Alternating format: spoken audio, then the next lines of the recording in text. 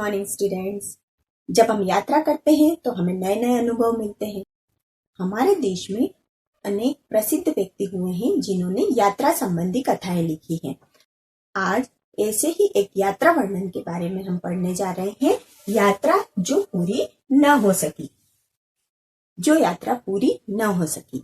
इस यात्रा वर्णन में जवाहरलाल नेहरू ने अपनी अमरनाथ यात्रा का वर्णन किया है। उन्होंने यह यात्रा सन 1916 में अपने चचेरे भाई के साथ की थी। लद्दाख, जोजिल घाटी, मटायन से होते हुए वे अमरनाथ की गुफाओं की ओर बढ़ रहे थे। रास्ते में वे एक दल में शामिल हो गए। ऊंचाई बढ़ने पर रास्ते में सांस लेने में कठिनाई होने लगी।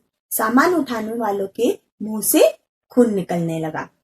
बर्फीली नदियां भयानक रूप से रपटीली हो गई। रास्ते में उन्हें हिम सरोवर देखने को मिला जो बहुत ही सुंदर था। चढ़ाई खत्म होने पर नई नई तरह के खतरे सामने आए। पहाड़ों की दरारों को ताजी बर्फ ढक देती थी। एक बार ऐसी ही बर्फ पर नेहरू जी ने पैर रखा तो वह खिसक गई और नेहरू जी गिरते गिरते बचे। आगे जाकर ये दरारें और भी चौड़ी हो रही थी और उनके पास दरारें पार करने के पर्याप्त साधन नहीं थे। इसलिए अंत में वे अमरनाथ की गुफाओं को देखे बिना ही लौट आए। तो चलिए हम इस पाठ का अध्ययन करते हैं। यात्रा जो पूरी न हो सकी। यात्रा करना हम सभी को अच्छा लगता है। यह एक यादगार अनुभव होता है। तो चलिए देखते हैं नेहरू जी की यात्रा का वर्णन।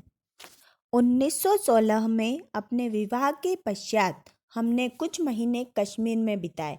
मैंने अपने परिवार को तो श्रीनगर की घाटी में छोड़ दिया, परंतु स्वयं अपने चचेरे भाई के साथ कई हफ्तों तक पहाड़ों में घूमता रहा और घूमते हुए लद्दाख तक पहुंच गया। इस यात्रा में मुझे एक दिल दहलाने वाला अनुभव हुआ। जोजिला घाटी से आगे सफ़र करते हुए हम एक जगह पहुंचे। मेरे ख्याल से वह मटायन कहलाती थी। हमसे कहा गया था कि अमरनाथ की गुफा यहाँ से सिर्फ 8 मील दूर है। बीच में हिम से ढका हुआ एक बड़ा पहाड़ पड़ता था जिसे पार करना था, लेकिन उससे क्या, 8 मील होते ही क्या है। हम दोनों में जोश खूब था किंतु अनुभव नदारद। हमने अपने डेरे तंबू जो 11,500 फुट की ऊंचाई पर थे छोड़ दिए। हम एक छोटे से दल के साथ पहाड़ पर चढ़ने लगे। रास्ता दिखाने के लिए वहीं रहने वाला एक गडरिया हमारे साथ था। हम लोगों ने रस्सियों की साकल से बनाकर एक दूसरे को बांध लिया। ऐसे ही बंधे हुए हमने कई बर्फीली नदियों को पार किया। हमारी मुश्किलें बढ़ती गई तथा सांस लेने में भी कठिनाई होने लगी। सामान उठाने वालों में से कुछ के मुंह से खून निकलने लगा। हालांकि उन पर बहुत बोझ नहीं था। इधर बर्फ पड़ने लगी और बर्फीली नदियां भयानक रूप से रपटीली हो गई। हम लोग बुरी तरह थक गए थे। एक एक कदम आगे बढ़ाने के लिए बहुत कोशिश करनी पड़ती थी, लेकिन फिर भी हम आगे बढ़ते गए। हमने अपना खेमा सुबह 4 बजे छोड़ा था। 12 बजे तक लगातार चढ़ते रहने के बाद हमें एक विशाल हिम सरोवर देखने का सौभाग्य मिला। वहाँ का दृश्य बहुत ही सुंदर था। उसके चारों ओर बर्फ से ढकी पर्वत चोटियाँ थी, मानो देवताओं का मुकुट हो अथवा अर्धचंद्र हो। परंतु ताज़ा बर्फ और कोहरे ने शीघ्र ही इस दृश्य को हमारी आंखों से ओझल कर दिया। पता नहीं कि हम कितनी ऊंचाई पर थे, लेकिन मेरा ख्याल है कि हम लोग कोई 15-16 हजार फुट ऊंचाई पर जरूर होंगे, क्योंकि हम अमरनाथ की गुफा से बहुत ऊंचे थे। अब हमें इस सरोवर को, जो कि लगभग आधा मील लंबा होगा, पार करके दूसरी तरफ नीचे गुफा की ओर जाना था। हम लोगों ने सोचा कि चढ़ाई खत्म होने से हमारी मुश्किलें भी खत्म हो गई होंगी। यही कारण था कि बहुत थके होने पर भी हम लोगों ने हंसते हुए यात्रा की यह मंजिल भी तय करनी शुरू की। इसमें बड़ा धोखा था, क्योंकि वहाँ दरारें बहुत सी थी और ताज़ा गिरने वाली बर्फ खतरनाक दरारों को ढक देती थी। इस नई बर्फ ने मेरा करीब करीब खात्मा ही कर दिया होता, क्योंकि एक जगह मैंने जो ही उसके ऊपर पैर रखा वह नीचे की ओर खिसक गई और मैं धम से एक बड़ी दरार में जा गिरा। यह दरार बहुत बड़ी थी और कोई भी चीज़ उसमें बिल्कुल नीचे पहुंच सकती थी, लेकिन मेरे हाथ से रस्सी नहीं छूटी। मैं दरार की बाजू को पकड़े रहा और ऊपर खींच लिया गया। इस घटना से हम लोगों के होश तो उड़ गए थे, फिर भी हम लोग आगे चलते गए, लेकिन दरारों की तादाद और उनकी चौड़ाई आगे जाकर और भी बढ़ गई। इनमें से कुछ को पार करने के कई साधन भी हमारे पास नहीं थे, इसलिए अंत में हम लोग थके हारे हताश ही लौट आए। इस प्रकार अमरनाथ की गुफा अनदेखी ही रह गई। तो आपको ये यात्रा वर्णन बहुत अच्छा लगा होगा। अब हम अपना अभ्यास हल करते हैं। अब आइए पेज नंबर 47 पर पढ़िए। पश्चात, कश्मीर, जोजिला, मटायन, गडरिया, सांकल, बर्फीली, अर्धचंद, मंजिल, हताश। नंबर 2 बताइए, नेहरू जी पहाड़ों में किसके साथ घूमे? अपने चचेरे भाई के साथ। ख 8 मील दूरी के बारे में नेहरू जी के क्या विचार थे? वे 8 मील दूरी को अधिक दूरी नहीं मानते थे। ग सभी यात्रियों ने रस्सियों से एक दूसरे को क्यों बांधा होगा? एक दूसरे को सहारा देने के लिए उन्होंने एक दूसरे को बांध लिया होगा। सोचिए, नेहरू जी के मार्ग में कई बाधाएं आई, लक्ष्य प्राप्ति के मार्ग में बाधाएं आए तो क्या करना चाहिए? लक्ष्य प्राप्ति के मार्ग में अगर बाधाएं आए तो हमें हिम्मत से सामना करना चाहिए, और अगर हमको लगता है कि हमारे पास पर्याप्त साधन नहीं है तो हमें वह कार्य बीच में रोकना चाहिए और पर्याप्त साधन जुटाने के बाद ही अपने लक्ष्य की ओर बढ़ना चाहिए।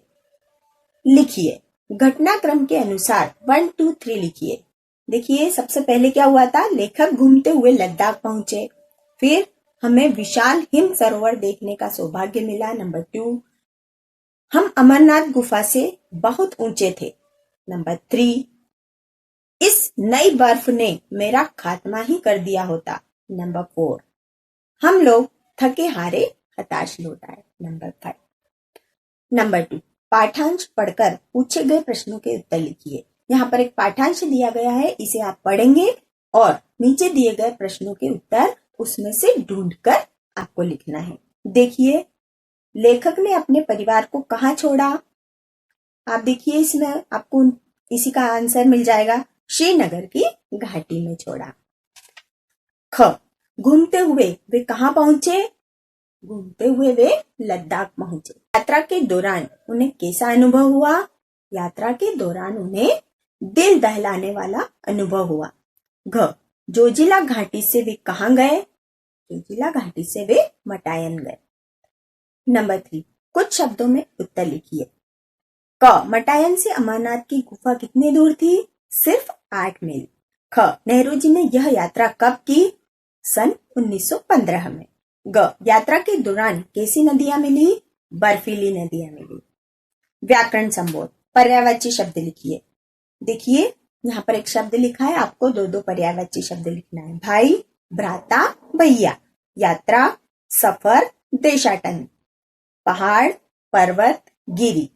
नदी, सरिता, तटिनी। आंख, चक्षु, नेत्र। पैर, पांव, पग। पेज नंबर 49 पर देखिए, इन विशेषण शब्दों का वाक्य में प्रयोग कीजिए। यहाँ पर विशेषण शब्द लिखे हैं जिनका आपको वाक्य में प्रयोग करना है। चचेरा, मेरा चचेरा भाई मुझसे छोटा है। ताजा, शुद्ध हवा हमें तरोताजा रखती है। खतरनाक, नेहरू जी खतरनाक यात्रा पर निकले। नंबर 3, भाववाचक संज्ञा शब्द, विशेषण शब्दों से भी भाववाचक संज्ञाएं बनती है। कुछ विशेषण शब्द ऐसे होते हैं जिनसे हम भाववाचक संज्ञा बना सकते हैं। देखिए, कठिन, कठिन से कठिनाई। इसी तरह यहाँ पर कुछ शब्द लिखे हैं, देखिए, ऊंचा, ऊंचाई। लंबा, लंबाई। चौड़ा, चौड़ाई। मोटा, मोटाई। अब पेज नंबर 49 पर ही देखिए कुछ शब्दार्थ और मुहावरे दिए हैं जिनको आपको लिखना भी है और याद भी करना है। मेरे साथ बोलिए। ख्याल, विचार, नदारद, अनुपस्थित या गायब, गडरिया, भेड़ बकरी चराने वाला, रपटीली, फिसलन भरी, खेमा, तंबू, अर्धचंद्र, आधा चंद्रमा, ओझल, गायब, हताश, निराश। अब देखिए मुहावरे। दिल दहल जाना अर्थात डर जाना, होश उड़ जाना, घबरा जाना। मुझे आशा है कि आपको ये यात्रा वृत्तांत बहुत अच्छा लगा होगा। आप भी जब यात्रा करेंगे तो आपको नए नए अनुभव होंगे। जब भी आप यात्रा करें तो वहां के अनुभव याद रखें और घर आकर उसको लिखने का प्रयास करें। आपको इस पाठ को पढ़ने का भी अभ्यास करना है और याद भी करना है। वंदे मातरम।